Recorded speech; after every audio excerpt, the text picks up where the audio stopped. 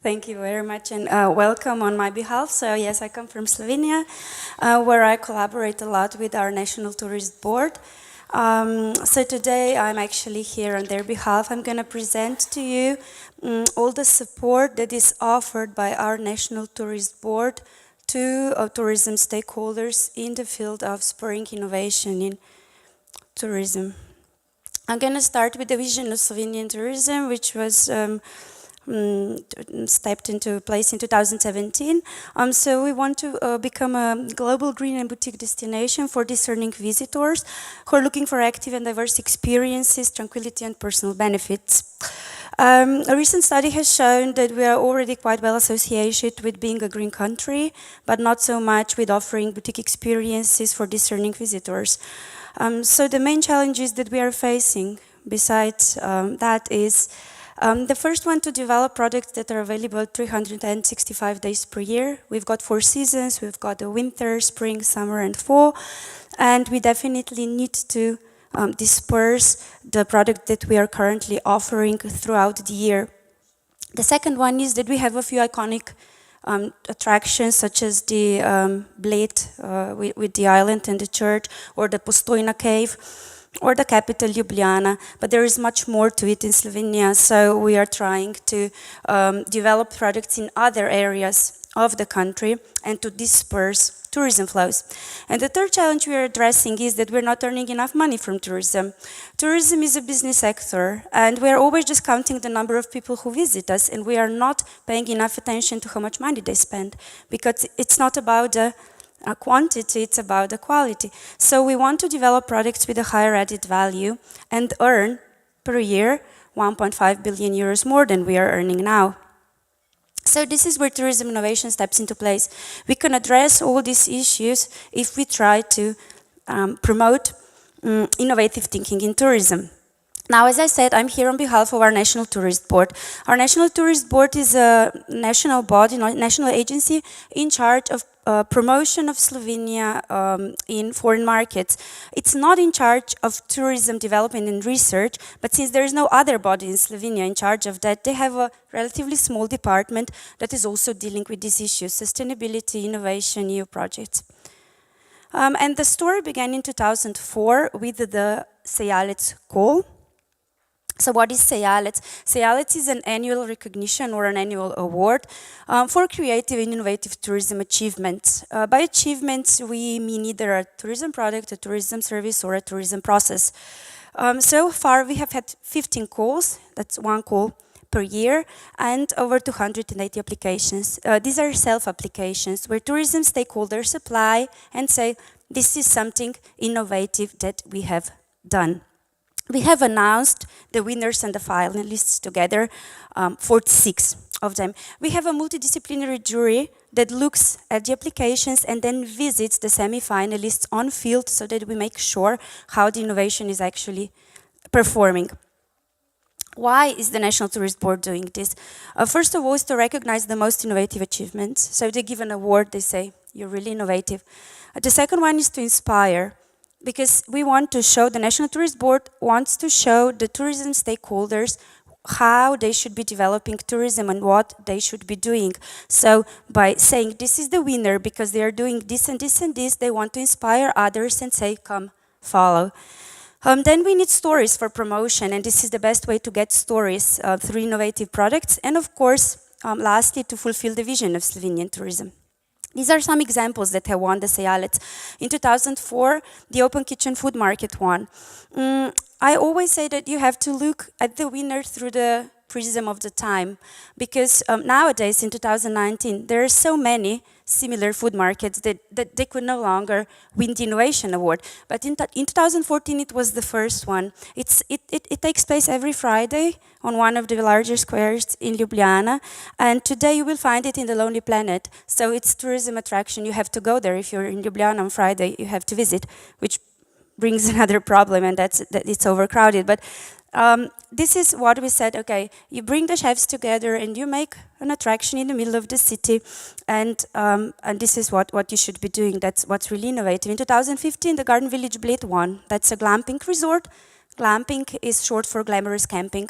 So instead of sleeping in a tent, you sleep in a really fancy tent, or you sleep in a house on the tree. There's a biological pool in the resort. There's a restaurant that grows grass on tables. It's very secluded and very upscale, and they won the Innovation Award. Nowadays, there's so many glamping resorts in Slovenia that it's getting a little bit too much. In 2016, this is the tower from Lindava that won the award.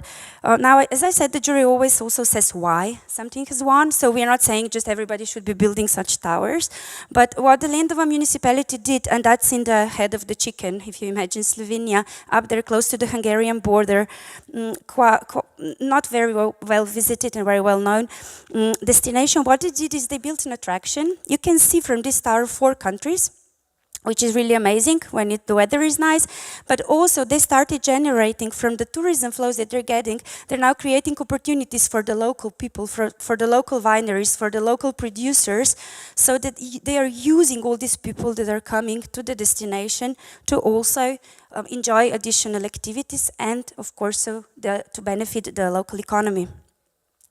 In 2017, the winner was this interactive museum close to Postojnska Jama cave. Postojnska Jama is the largest cave. There's a train going through it. You might have visited it. It's got over 1 million visitors every year. And a private investor built this museum. We have a problem with museums in Slovenia, that mostly they're public owned, and there's lack of funding to make them up to date, to make them modern enough, to make them interactive, to make them such that millennials are interested in them. So that was a really good example for Slovenia. Something like that wouldn't probably win in the US because they have so many interactive museums there already. But we always look from the perspective of Slovenia. What's innovative for Slovenia? What's new in Slovenia?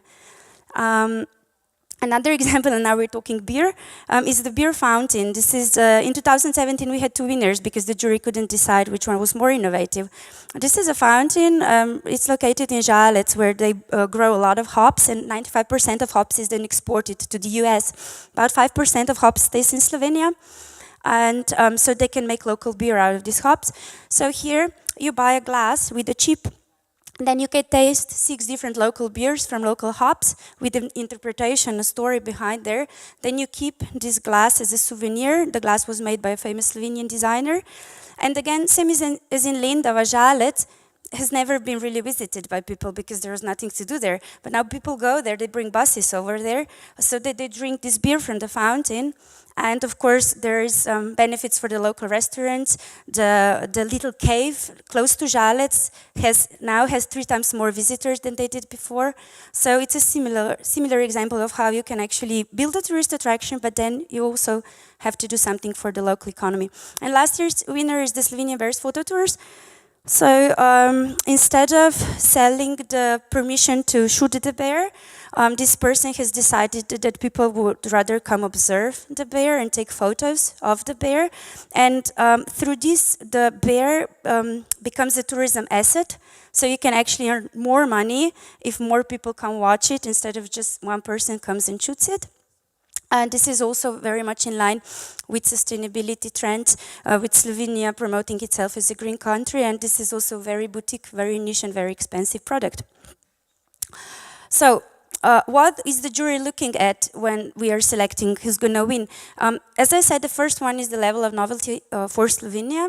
So we look at whether something already exists in Slovenia or not. As I said, another glamping can no longer win, another escape room can no longer win because the market is already oversaturated. But when you are the first, there is a possibility you could win. Then there is the level of adaptation. So if you are inspired by something you see abroad, or if you read about something, that's fine. You don't have to invent something, be the first one in the world. But you have to adapt it well to Slovenian culture and Slovenian tradition. Then the third one is level of success. So we've heard before, innovation has to be on the market, has to be successful. People have to buy it. People have to know about it. So if you have just thought of something that nobody's ever heard of, it can be very innovative, it can be very new, but it could never win this award. And then the fourth one is excellency in sustainability. Now, just very shortly, 2 slides. I have to mention the Green Scheme of Slovenian Tourism, which is the flagship product of Slovenia nowadays. It's a national program for development of sustainable tourism that has won many awards, and it has actually overrun innovation in terms of importance at our National Tourist Board. We certify through this program, we certify destinations, we certify industry, we certify protected areas.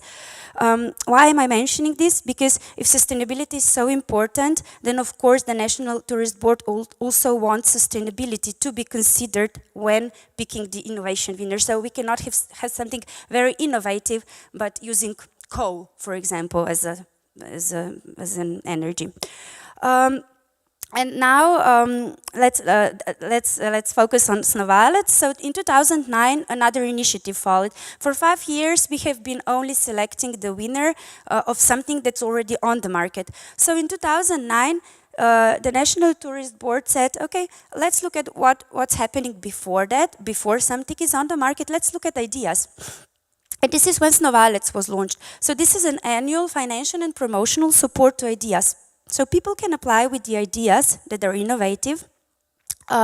About 40 to 60 ideas per year are sent in. Since we have introduced a new rule that they have to attach the business plan, the numbers have decreased because before everybody was submitting anything.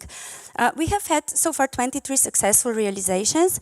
So that means that not all of the selected ideas and what has been mentioned before are also always successful.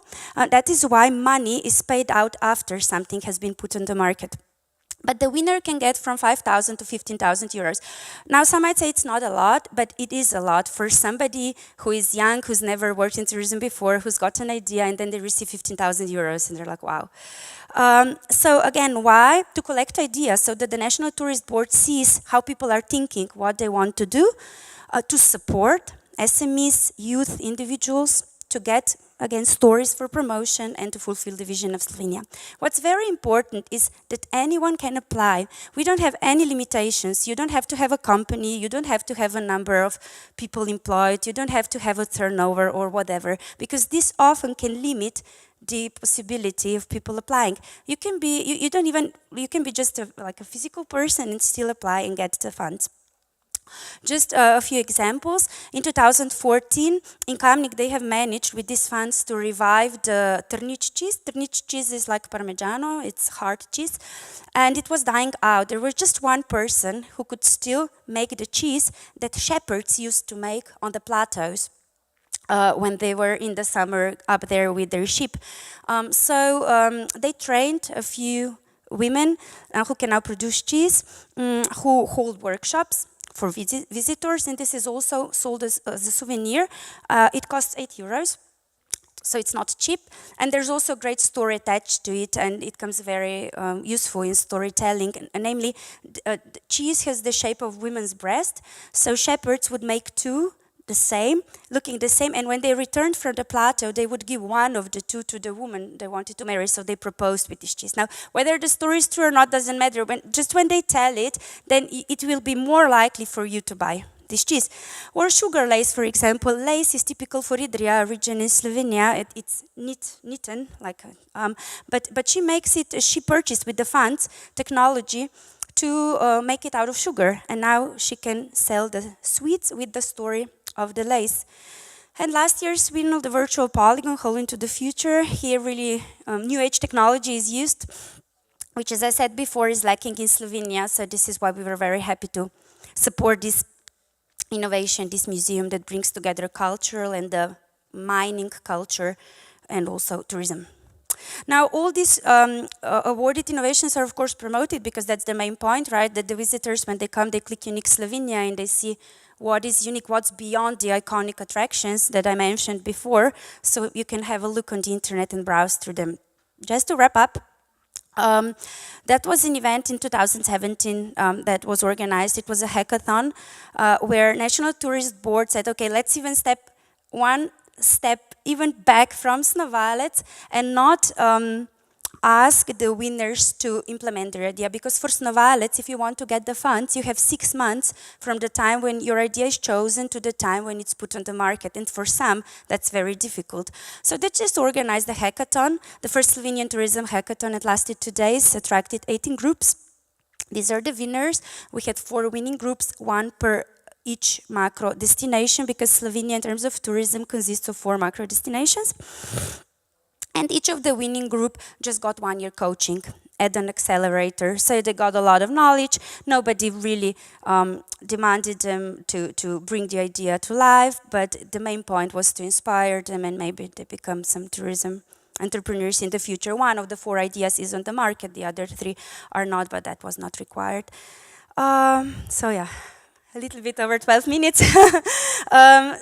Thank you very much for your attention, and you're welcome to visit Slovenia. Tina, thank you very much. Let's give a round of applause.